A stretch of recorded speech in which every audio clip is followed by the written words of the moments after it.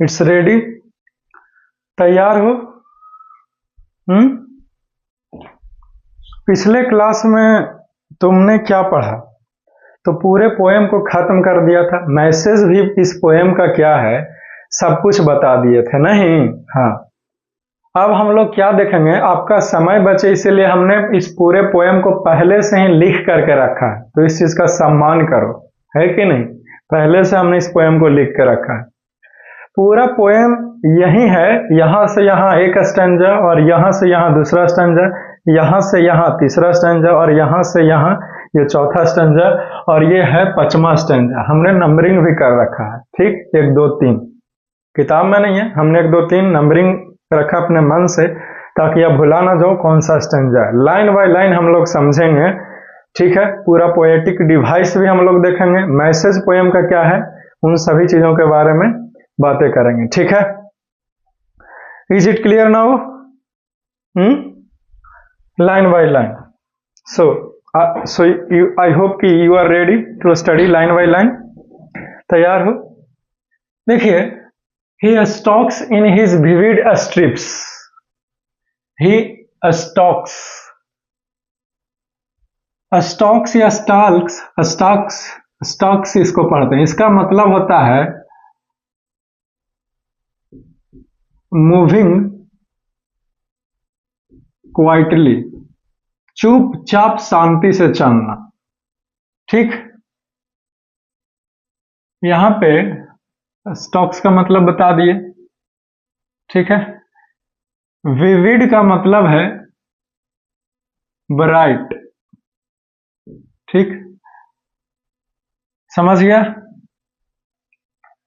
और स्ट्रिप्स का मतलब हुआ पट्टियां। ब्राइट बोलिए या फिर क्लियर, ठीक? स्ट्रिप्स मीन्स पट्टियां। If the few steps of his case, case का मतलब हुआ सेल, सेल माने बैटरी नहीं बल्कि जेल है यहां पर।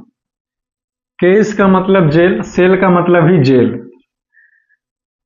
On pads of velvet quite,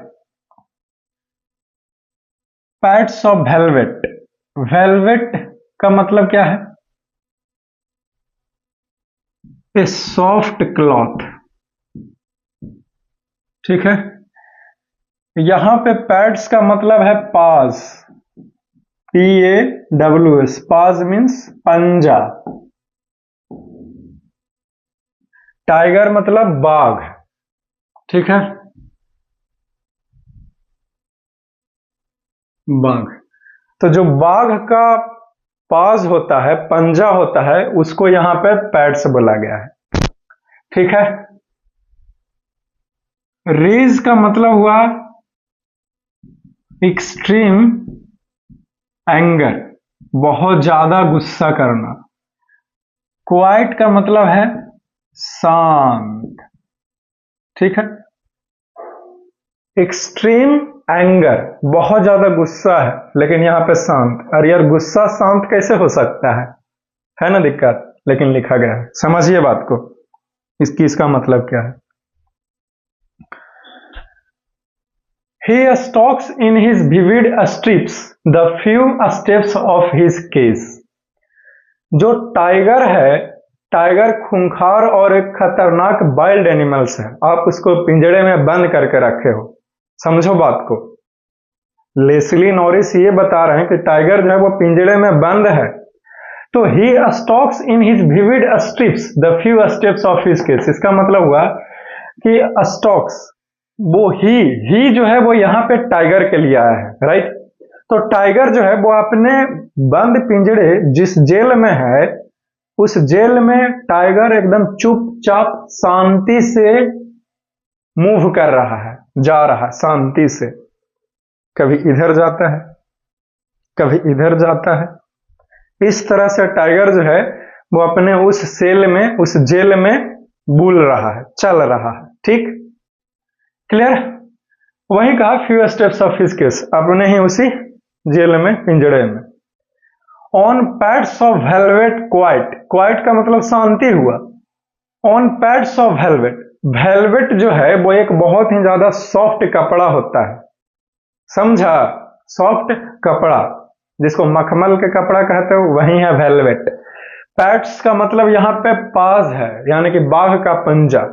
तो on pets of velvet quite, ये कहने का मतलब क्या है? यहाँ पे बाघ का जो पंजा है वो एक वेलवेट के मखमल के मुलायम कपड़े से कंपेयर किया गया है, या कंपेयर किया वहीं बोला गया है कि बाघ का पंजा, जब शेर एकदम, मेरा मतलब है बाघ जब अपना पिंजड़े में चल रहा है जेल में, तो इतना उसका पंजा सॉफ्ट है मानो कि मखमल के कपड़ा ही है, और जब वो चलता है तो एकदम आवाज नहीं करता है। पैट्स ऑफ वेलवेट क्वाइट, एकदम शांति से, एकदम थोड़ा सा भी आवाज नहीं आता है, इतना उसका सॉफ्ट पंजा है।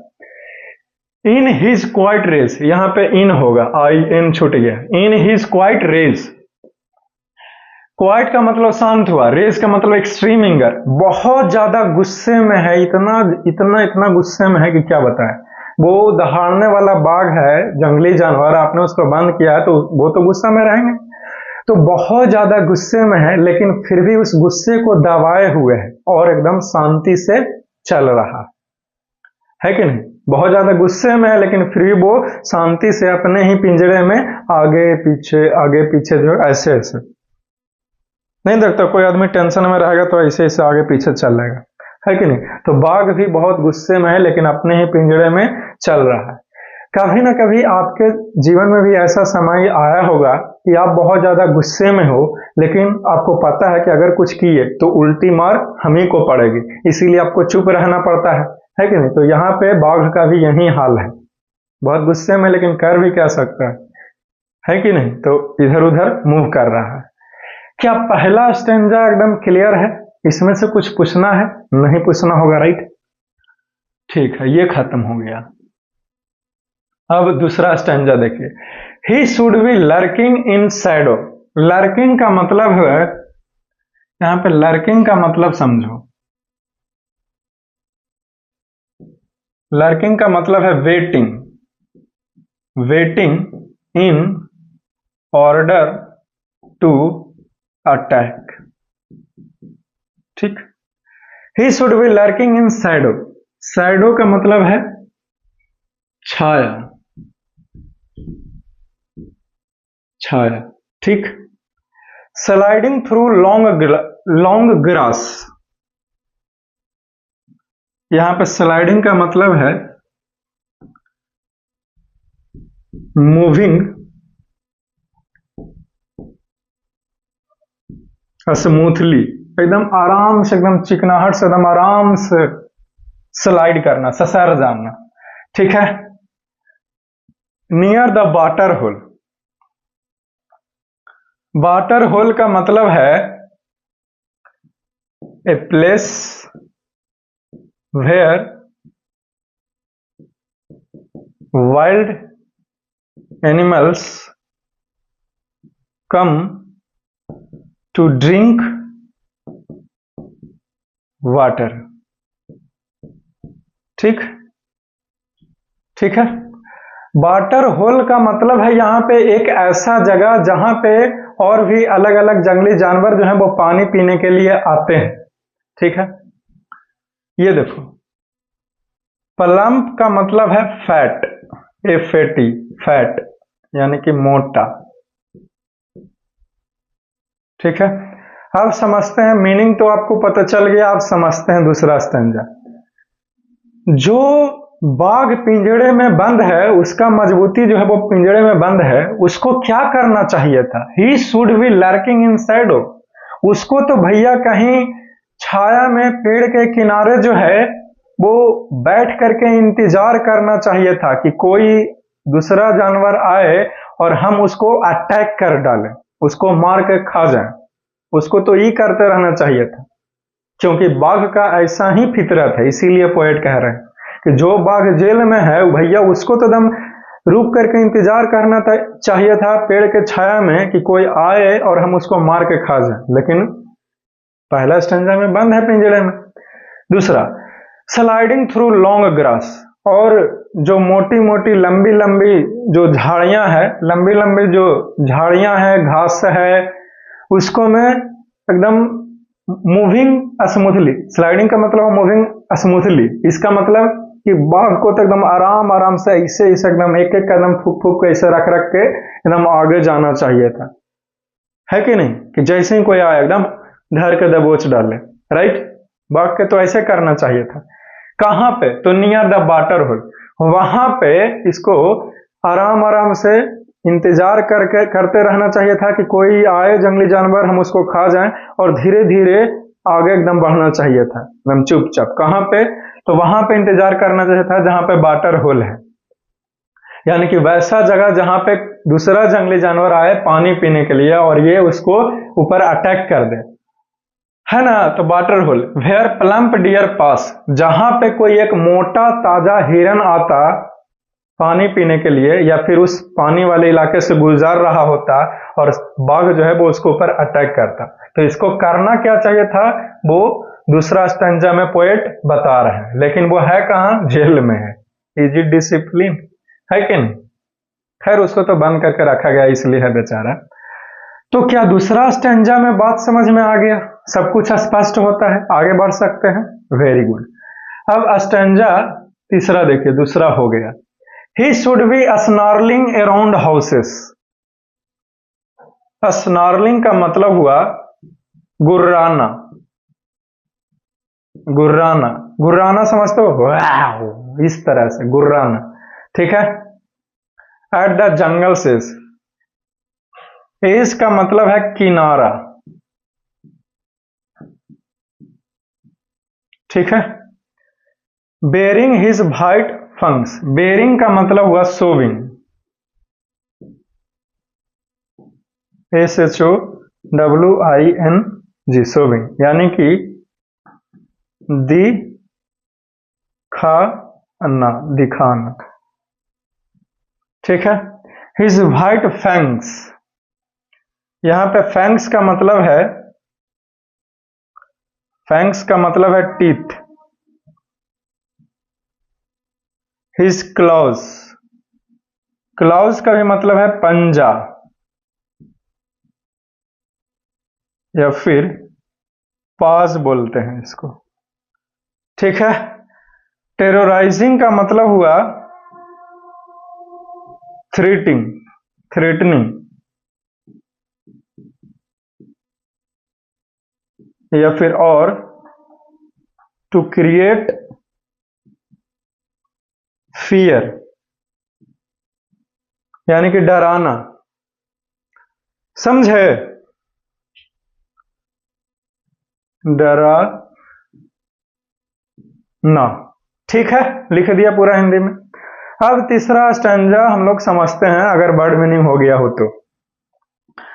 तो यहां पे लिखा गया है कि ही should B snarling around houses eight the jungle says, जहां पे पूरा जंगल है जिसमें बाघ रहता है, इस बाघ को जंगल के किनारे निकल के जाना चाहिए था, जहां पे जंगल खत्म होता है उसके किनारे पे, और उस किनारे से जहां पे मानव जीवों का अपना निवास शुरू होता है, जैसे जंगल खत्म हुआ था, कहीं ना कहीं तो निवास होगा जहां पे ह्यूमंस रहता होगा।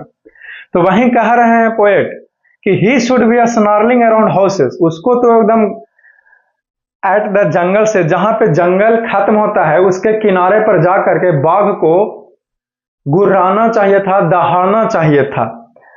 वेयरिंग हिज वाइट फैंक्स, अपने एकदम चमकीले उजले दूधिया कलर का दांतों को दिखाना चाहिए था, इस तरह से। हिज क्लॉज, अपने पंजे को दिखाना चाहिए था, दांतों को दिखाना चाहिए था। किस लिए? टेरराइजिंग द विलेज, टेरराइजिंग का मतलब हुआ डराना, फियर पैदा करना, डर पैदा करना। गांव वालों में डर पैदा करना चाहिए था बाघ को। ये नहीं कह रहे हैं कि बाघ है तो ऐसा करो, मतलब कि ये बता रहे हैं पोएट कि बाघ का ऐसा फितरत होता है कि उससे देख करके लोग डरे, है कि नहीं?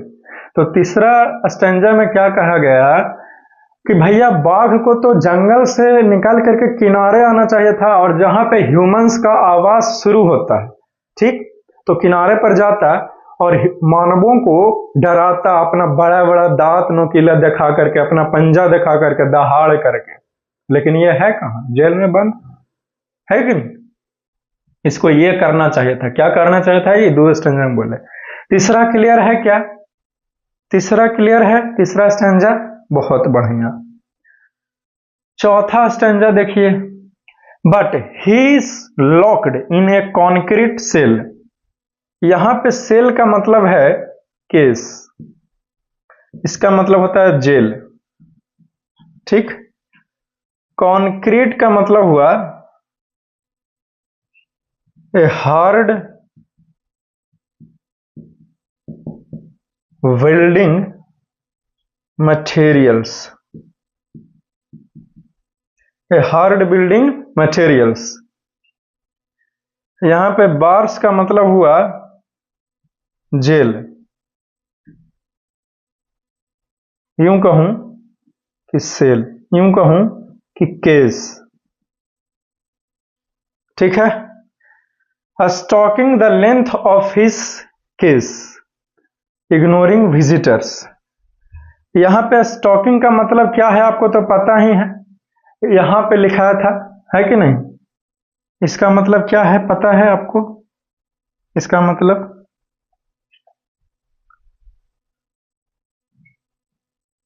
मूविंग क्वाइटली, शांति से चुपचाप चलना। इग्नोरिंग विजिटर्स, इग्नोरिंग का मतलब है ध्यान न देना, ध्यान न देना, या फिर अनदेखा, देख करके भी अनदेखा कर देना, अनदेखा कर, अनदेखा कर देना। समझ गया?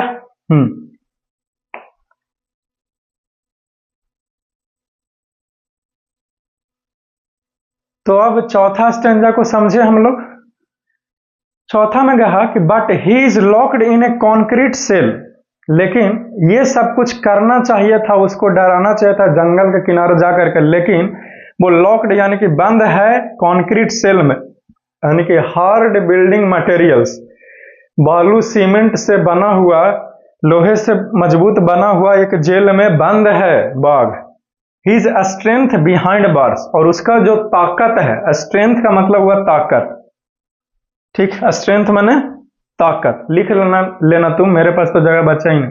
तो उसका जो स्ट्रेंथ है, ताकत है, वो तो जेल में बंद है, राइट, क्योंकि बाघ बंद है। Stalking the length of his cage, cage माने वही जेल, लेंथ माने वही लंबाई, और स्टॉकिंग का मतलब हुआ चुपचाप चलना इधर उधर, बिना कोई मकसद के इधर उधर घूमना, उसको कहते हैं स्टॉकिंग, है कि नहीं?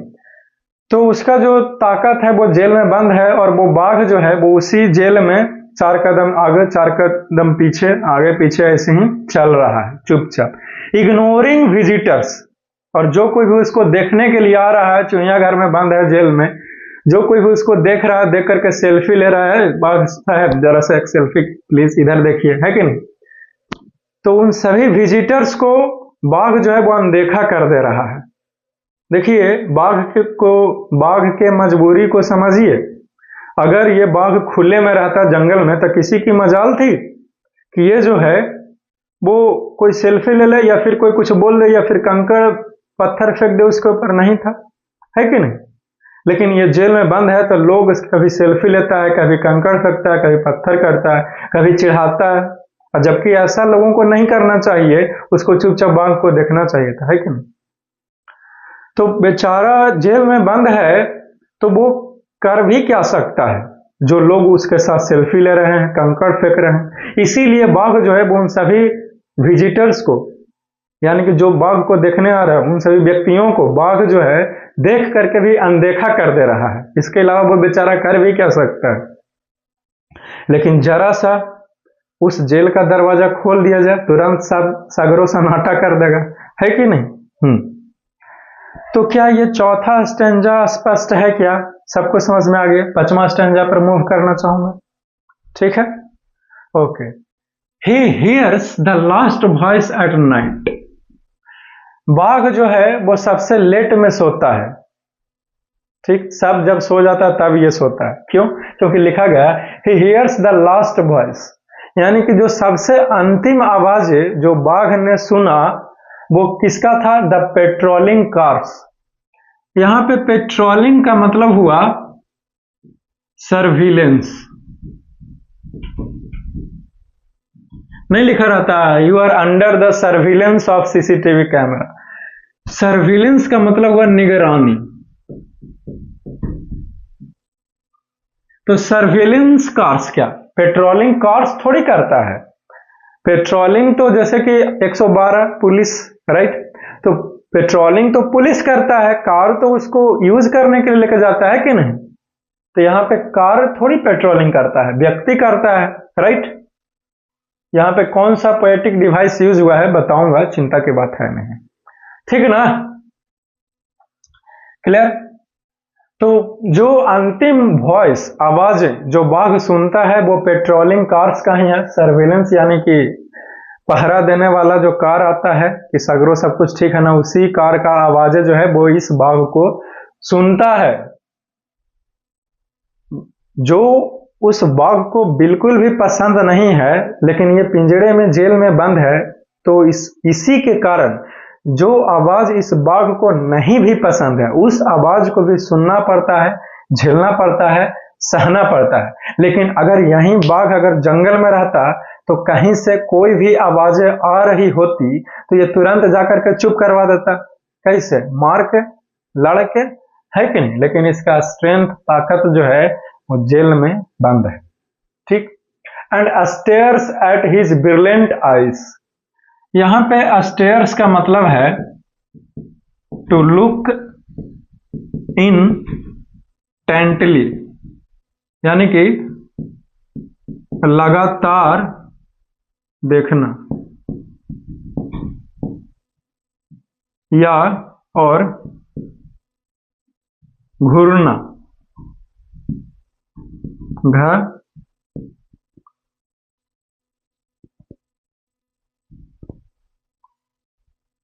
घूरना कैसे लिखा गया है? लिख दो ना इसमें घूरना, ठीक है? जैसे नहीं किसी को ऐसे देख रहे हो एक टक लगा करके, तब घूरना ना बोलेंगे उसको, है कि नहीं? कि तुम हमको घूर कह रहा है या कहे, यानी कि लगातार क्यों देख रहे हो, राइट? तो वही कहा गया कि अंतिम आवाज जो है वो पेट्रोलिंग कार का सुनता है and stairs his brilliant eyes. और जब फिर वो कार चला गया तो ये अपने ब्रिलियंट आइज का मतलब हुआ ब्राइट, ब्राइट, ठीक है? अब ब्राइट का मतलब तो पता है, चमकीला, चमकीला, ठीक है? तो अपने बाघ का जो आंख है ना एकदम चमकेगा रात में, समझे? तो अपने उस चमकीले आंखों से तारों की तरफ देखता है। ब्रिलियंट आइज, कहां देख रहा है, कहां घूर रहा है? तो एट द ब्रिलियंट स्टार्स। अपने चमकीले आंखों से उस चमकीले तारों को देख रहा है। काहे देख रहा है? ताकि एक उम्मीद है उस बाघ के दिल में, मन में, कि कभी तो इस तारों की तरह मैं भी आजाद रहूंगा और पूरे आसमान का भ्रमण करूंगा। ऐसा उस बाघ का सोचना है, मानना है। इसी के साथ आपका ये पोएम जो है वो समाप्त हो जाता है, ठीक है? तो इससे, इस पोएम से क्या सीखे? हमने सीखा कि जो वाइल्ड एनिमल्स है उसके लिए फ्रीडम जो है वो इंपॉर्टेंट है। इनफैक्ट अगर सच बोलूं आपसे तो फ्रीडम जो है वो हर एक क्रिएचर, हर एक जीव जंतुओं के लिए महत्व है, ठीक? पहला मैसेज। दूसरा मैसेज, कभी भी वाइल्ड एनिमल्स को कैप्टिवेट ना करें, यानी कि स्लेव ना बनाए। स्लेव का मतलब होता है गुलाम। तो कभी भी जंगली जानवरों को गुलाम नहीं बनाएगा, ठीक है? लोग शौक से कुत्ता पालता है, नहीं पालना, आजादी छोड़ दीजिए, है कि नहीं? गवर्नमेंट जो है वो उसको बढ़िया से बड़ा सा पार्क वाले इलाके में रखेगी, है कि नहीं? या फिर हमारे मोहल्ले में भी डॉग रहते हैं तो उसको जिधर मन है उधर जाता है, राइट? लेकिन कुछ को देखते भी हैं कि पिंजरा में, मेरा मतलब सिक्कड़ ऐसे बांध करके, सिकड़ी, राइट, या फिर पट्टा गले में लगा करके रखता है। तो इज इट डिसिप्लिन? उसका आजादी को तो आप छीन रहे हैं।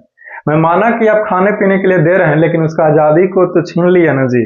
हम ही आपको बढ़िया से खाई पी ली दें और फिर आपसे आपका आजादी को छीन ले, एक कमरे में बंद रखें, आप रह पाइएगा? नहीं रह पाइएगा, राइट? क्योंकि आपका आजादी है कि आप जिधर मन है उधर चले जाना। हवाओं हवा में बसंती हवा, राइट? तो वैसा ही कुछ, तो ये आपका पोएम जो है वो समाप्त होता है। एक बार देख लीजिए, कुछ भी रह ना जाए, ऐसा ना लगे कि सर ये नहीं पता चला। अब हम लोग जो है वो इसका सभी का पोएटिक डिवाइस जो है वो हम लोग देखते हैं। ठीक है, पोएटिक डिवाइस के लिए रेडी हो? पोएटिक डिवाइस, यहां ध्यान दो, ये देखो, ये देखो एस, ठीक, ये देखो, यहां देखो एस, ये देखो एस, ठीक। हम्म हम्म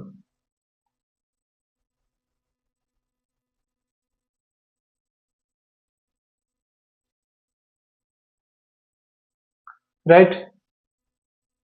तो यहाँ पे सा सा के आवाज जो है वो रिपीट हो रहा है? नहीं। और कहीं पे कुछ रिपीट हो रहा है? कहा भाई देख लो जी, ठीक ना। सा सा के आवाज रिपीट हुआ है?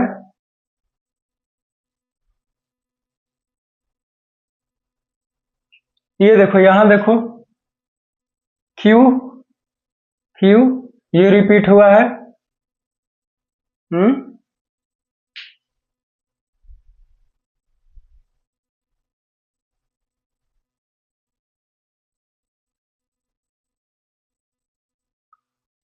ठीक है।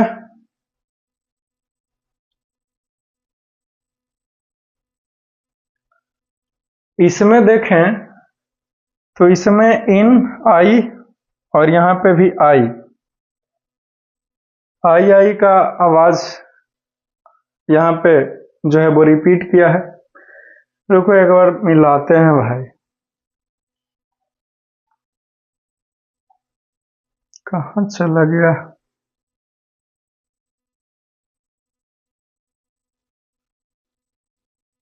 उसमें तो है ही नहीं, तो यही है। तो चूंकि इस एस सा सा की आवाज रिपीट हुआ है, तो यहाँ पे एलिट्रेशन होगा। इस पूरे पोएम में मतलब कि कौन सा पोएटिक डिवाइस यूज हुआ है वो हम लोग पढ़ते हैं, समझे? ठीक है, तो पोएटिक डिवाइस क्लियर है। तो सबसे पहले क्या बताया, सा सा की आवाज रिपीट हुआ है, एलिट्रेशन होगा। क्या होगा? एलिट्रेशन, ठीक है। और देखिए, ये देखो क्वाइट, क्वाइट, यहां पे भी क्वाइट, राइट। इसमें देखो, ये देखो ब्रिलियंट, ये देखो ब्रिलियंट, राइट। तो ब्रिलियंट, ब्रिलियंट, क्वाइट, क्वाइट, यानी कि एक ही वर्ड जो है वो रिपीट किया है एक ही स्टैंजा में, राइट। जब भी किसी लाइन में एक ही वर्ड जो है वो रिपीट करे तो उसको क्या बोलते हैं? रिपीटेशन। यहाँ पे रिपीटेशन कहलाएगा, यानी कि रिपीट रिपीट किया ना एक वर्ड जी, इसीलिए रिपीटेशन का भी यूज हुआ है। रिपीटेशन वाला पोएटिक डिवाइस जो है, रिपीटेशन पोएटिक डिवाइस यूज हुआ है इस पोएम में, ये कह रहा हूं, ठीक। और बताइए, और कौन सा पोएटिक डिवाइस है? तो ये देखो, पैट्स ऑफ वेलवेट, यहां पे ध्यान दो, पैट्स ऑफ वेलवेट। बाघ का तो पंजा पंजा होता है, लेकिन जब किसी एक कैरेक्टर को, जब किसी एक कैरेक्टर को दूसरे कैरेक्टर का नाम दिया जाए तो यहां पे मेटाफर यूज हुआ है। कौन सा पोएटिक डिवाइस? मेटाफर। लेकिन अगर किसी एक कैरेक्टर का दूसरे कैरेक्टर से कंपेयर किया जाता तब यहां पे सिमिली यूज होता। तो मेटाफर सिमिली आपको क्या है, क्या होता है आपको पता चला, ठीक। जैसे यहां एग्जांपल से समझिए, नहीं समझे तो बाघ के पंजे को कहता कि वेलवेट के मखमल के कपड़ों की तरह, राइट। यहां पे कहता बाघ के पंजे को कि जो बाघ का पंजा है सॉफ्ट एज वेलवेट, यानी कि soft like a velvet, like a velvet, यानी कि वेलवेट की तरह मुलायम है। तो यहां पे सिमिली यूज होता है। लेकिन यहां पे क्या बोला गया कि पैड्स ऑफ वेलवेट, यानी कि यहां पे कहा गया कि बाघ का पंजा जो है वो वेलवेट ही है, मखमल का कपड़ा ही है। तो एक कैरेक्टर पे दूसरा कैरेक्टर दिया, तो यहां पे मेटाफर यूज हुआ है, समझे? कौन सा पोएटिक डिवाइस यूज हुआ? मेटाफर। कहां पे कौन सा पोएटिक डिवाइस यूज हुआ है याद रखना, ठीक है ना। मेटाफर यूज हुआ है, ठीक है, क्लियर। यहां पे मेटाफर, मेटाफर यूज हुआ है। बात समझ में आई? अलग अलग लाइन से इसको हेर देते हैं ताकि आपको पता चले। ये देखो, क्वाइट रेस, क्वाइट रेस, यहां पे क्वाइट रेस का मतलब हुआ, क्वाइट माने शांत, रेज माने बहुत ज्यादा गुस्सा। यार गुस्सा शांत कैसे हो सकता है? तो यहां पे किस तरह का पोएटिक डिवाइस यूज हुआ है इसमें, बोलो? इसमें कौन सा पोएटिक डिवाइस यूज हुआ है भाई? तो इसको ऑक्सीमोरोन कहते हैं। क्या कहते हैं? ऑक्सीमोरोन, यानी कि दो उल्टी बातें करे तो इसको ऑक्सीमोरोन कहते हैं। ठीक है, ऑक्सीमोरोन। बात समझ में आया? या फिर यहां पे ट्रांसफर्ड इपिथेट भी यूज हुआ है, ट्रांसफर इपिथेट। ठीक, क्लियर? समझ में आ गया ना? तो और कौन सा पोएटिक डिवाइस इसमें यूज हुआ है? ऑक्सीमोरोन। ये देखो, पेट्रोलिंग कार्स, पेट्रोलिंग कार्स, समझे? तो पेट्रोल तो व्यक्ति करता है, पेट्रोलिंग यानी पेट्रोलिंग का मतलब सर्विलेंस यानी कि घूमना, तो पहरा लगाने का काम तो व्यक्ति करता है, लेकिन यहाँ पे कार को बोला गया है। तो यहाँ पे कौन सा पोएटिक डिवाइस यूज हुआ है? तो यहाँ पे भी ट्रांसफर एपिथेट। ठीक है, ट्रांसफर्ड एपिथेट। ठीक है, कौन सा पोएटिक डिवाइस है? ट्रांसफर्ड एपिथेट यूज हुआ है। ठीक है, ये देखो, यहां देखो, ये ही है, देखते जा रहा है ना जी, ये ही, ये देखो ही, ये देखो ही। ठीक है, ये देखो ही। तो ही किसके लिए आया है? टाइगर के लिए।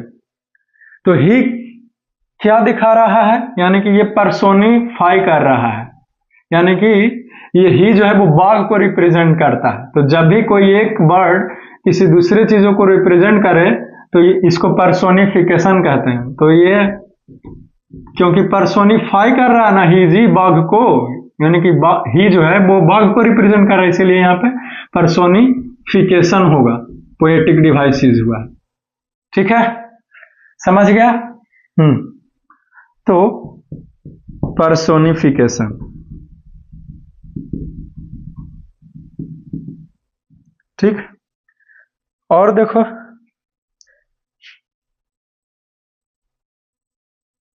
इस लाइन को देखो ध्यान से, स्लाइडिंग थ्रू लॉन्ग ग्रास। कोई भी पंक्चुएशन मार्क है इसमें? नहीं है। यहां भी कोई भी पंक्चुएशन मार्क नहीं है। ठीक, समझे? यहां भी पंक्चुएशन मार्क नहीं है, यहां भी नहीं है। तो जब भी किसी पोएम में लाइन के अंत में कोई भी पंक्चुएशन मार्क ना रहे तो वहां पे कौन सा पोएटिक डिवाइस यूज हुआ है? तो इंजाम्बमेंट। ठीक है, तो इंजाम्बमेंट,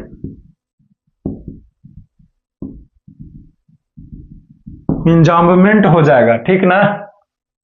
ये देखो, यहां पे भी, यहां है पंक्चुएशन मार्क, यहां नहीं है कोई पंक्चुएशन मार्क इस लाइन में, तो यहां भी इंजाम्बमेंट यूज हुआ है। ठीक, और देखो, जब तुमने पढ़ा इस पोएम को तो इमेज बना दिमाग में बाघ का, जेल का, कैसे बंद है, कैसे पानी के पास जाता है, कैसे अटैक करता है, तो इमेजरी भी है। ठीक है, ये इमेजरी है, ये इमेजिनेशन नहीं होता है यार, इमेजरी होता है। ठीक, तो इसको देख लो भाई। ठीक ना? कुछ भी छूट ना जाए, फिर बाद में कहना मत कि सर समझ में नहीं आया। पूरा देख लीजिए, बढ़िया से देख लीजिए, देख रहे हो? ध्यान देने वाली बातें ये है कि इस पोएम को जो पढ़ा तुमने डिटेल में, वर्ड टू बात अनुवाद किया, राइट?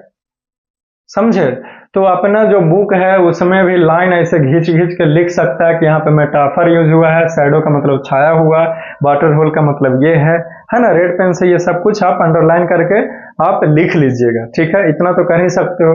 और अगर किताब में ही ये टाइगर इन द जू वाले पोएम में ही कहीं जगह खाली रहे तो कौन सा पोएटिक डिवाइस यूज हुआ है, सबका नाम लिख लीजिएगा, नाम इंपॉर्टेंट है। और इसी के साथ इंपॉर्टेंट ये भी है कि कौन सा पोएटिक डिवाइस कहाँ यूज हुआ है। बात का मतलब समझ गए? Very good. ठीक, तो इसी के साथ ये पोएम जो है वो समाप्त होता है, आपका खत्म होता है। इसको देख लो एक बार, कुछ भी रह ना जाए। समझ रहे हो ना? हाँ। और इतना सब कुछ बताने के बावजूद भी आपको लगता है कि कुछ नहीं पता चला और पूछना चाहिए था सर को, तो आप मैसेज कीजिए। मैंने कब मना किया आपको बताने से? कभी नहीं मना किया। तुम पूछते ही नहीं हो तो मैं क्या करूं, राइट? ठीक, खैर बढ़िया से सुनिएगा तो आपको समझ में आएगा। अगर नहीं एक बार में आता है तो फिर से वीडियोस को देखो, और क्या बोलूं, राइट? मिटाएं इसको, फिर कुछ क्वेश्चंस कर लेते हैं हम लोग।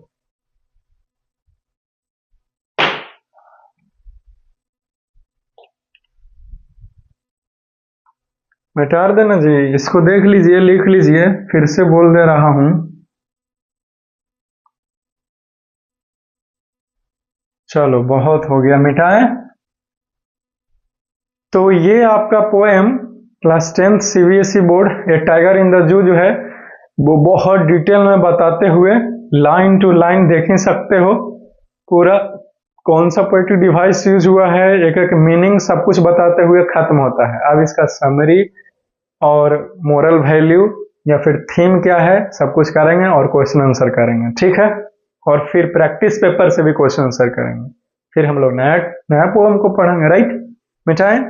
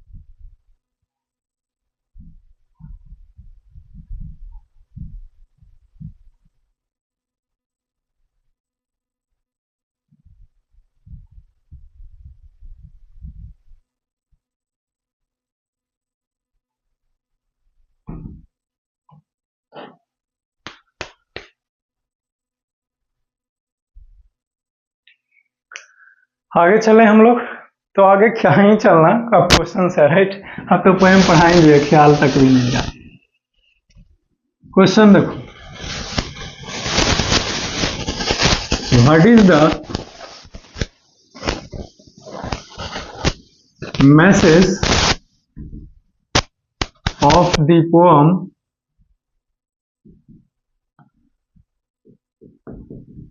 ए tiger in the zoo?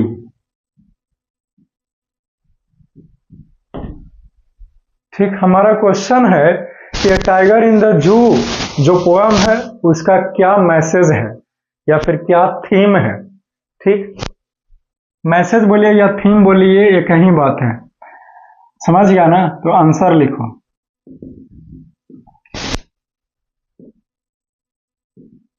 Following are the message of the poem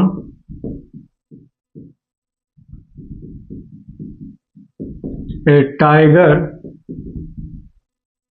in the zoo, यानी कि ये टाइगर इन द जू जो पोएम है उसका मैसेज कुछ निम्नलिखित है। तो वो मैसेज क्या है, तो सबसे पहला लिखिए, freedom is important to every creatures.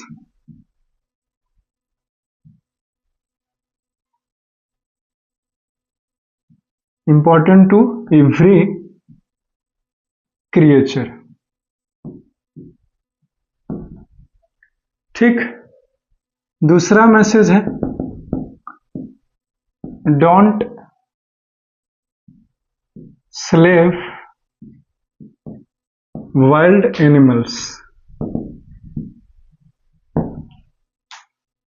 स्लेव्ड कर दो, यानी कि जो जंगली जानवर है उसको गुलाम मत बनाओ, और जो आजादी है वो हर एक जीव जंतु के लिए महत्व है। ये दो मैसेज है ए टाइगर इन द जू वाले पोएम का, जो लिखा गया है लेस्ली नॉरिस के द्वारा। ये खत्म होता है।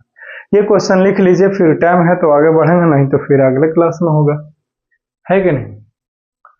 ओके, तो लगभग टाइम भी हो ही गया है, नहीं समरी लिखाते लिखाते तो 1 आवर हो जाएगा जी, right.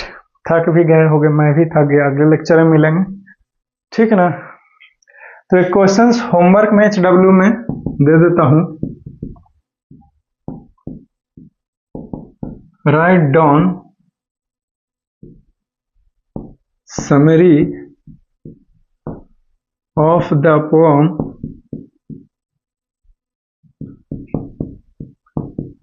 A tiger in the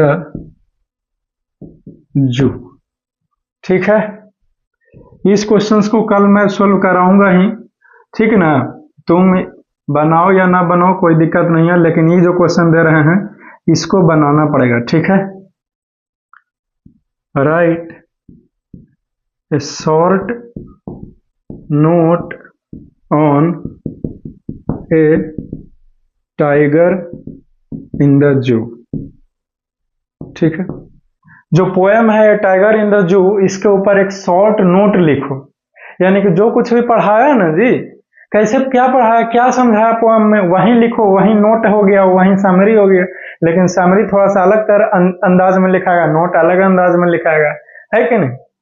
शुरुआत करो कि शुरू में जो है वो पोएम में बताया गया कि जो टाइगर है, बाघ है, वो जेल में है, लेकिन उसको ये करना चाहिए था जंगलों में और जंगलों से निकल के लोगों को डराना चाहिए था, अटैक करना चाहिए था, लेकिन वो बंद है, रात में इसकी आवाजें सुनता है कि नहीं। और जो लोग उसको पिंजरे में है वो देख रहा है, लोग बाहर से उसको इग्नोर करता है।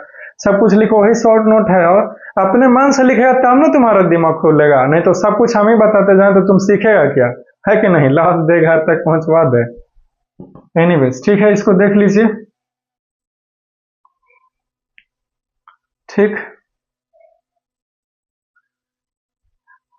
चलते हैं फिर। See you soon in the next class, and for that you must wait. Have a nice day, enjoy your day, take care.